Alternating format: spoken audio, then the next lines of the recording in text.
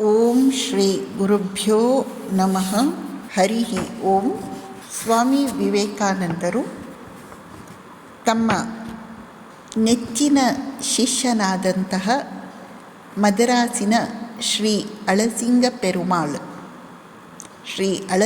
ಪೆರುಮಾಳ್ ಅವರಿಗೆ ಅಮೇರಿಕದ ವಾಷಿಂಗ್ಟನ್ನಿಂದ 27 October 1894 27 October 1894 ಬರೆದ ಪತ್ರದ ಒಂದು ಭಾಗ ಹೀಗೆ ಇದೆ.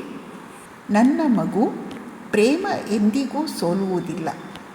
ಇಂದಲ್ಲದೆ ಇದ್ದರೆ ನಾಳೆ, ನಾಳೆ ಅಲ್ಲದೆ ಇದ್ದರೆ ಯುಗಗಳಾದ ಮೇಲೆ ಸತ್ಯಕ್ಕೆ ಯಾವಾಗಲೂ ಜಯ ಸಿದ್ಧ, ಪ್ರೇಮಕ್ಕೆ ಯಾವಾಗಲೂ ಜಯ ಸಿದ್ಧ. ನಿಮ್ಮ ದೇಶದವರನ್ನು ನೀವು ಪ್ರೀತಿಸುವಿರೇನು? ದೇವರನ್ನು ಹುಡುಕಿಕೊಂಡು ಎಲ್ಲಿಗೆ ಹೋಗುವಿರಿ?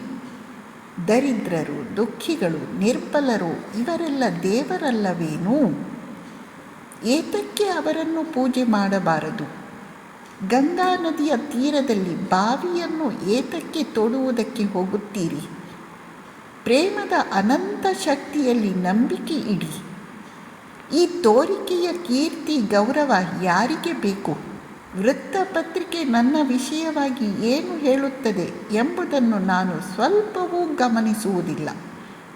ನಿಮ್ಮಲ್ಲಿ ಪ್ರೇಮವಿದೆಯೇನು? ಇದ್ದರೆ ನೀವು ಸರ್ವಶಕ್ತಿಯುತರು. ನೀವು ಸಂಪೂರ್ಣವಾಗಿ ನಿಸ್ವಾರ್ಥರೇನು? ಹಾಗಿದ್ದರೆ ನಿಮ್ಮನ್ನು ಎದುರಿಸಬಲ್ಲ ಶಕ್ತಿ ಯಾರಿಗೂ ಇಲ್ಲ. ಎಲ್ಲ ಕಡೆಯಲ್ಲೂ ಚಾರಿತ್ರ್ಯ ಶುದ್ಧಿಗೆ ಗೌರವ ಸಿಕ್ಕುವುದು. ಸಮುದ್ರದ ಆಳದಲ್ಲಿ ಕೂಡ ಭಗವಂತ ತನ್ನ ಮಕ್ಕಳನ್ನು ಕಾಪಾಡುತ್ತಾನೆ. ನಮ್ಮ ದೇಶಕ್ಕೆ ಶೂರರು ಬೇಕಾಗಿದ್ದಾರೆ, ಶೂರರು. ನೀವು ಶೂರರಾಗಿ. ಅಧಿಕಾರ ಲಾಲಸೆ, ಅಸೂಯೆ ಈ ಎರಡು ವಿಷಯದಲ್ಲಿ ಎಚ್ಚರಿಕೆಯಿಂದಿರಿ. ಆತ್ಮಾವಲಂಬನೆಯನ್ನು ಅನವರತವೂ ಅಭ್ಯಾಸ ಮಾಡಿ.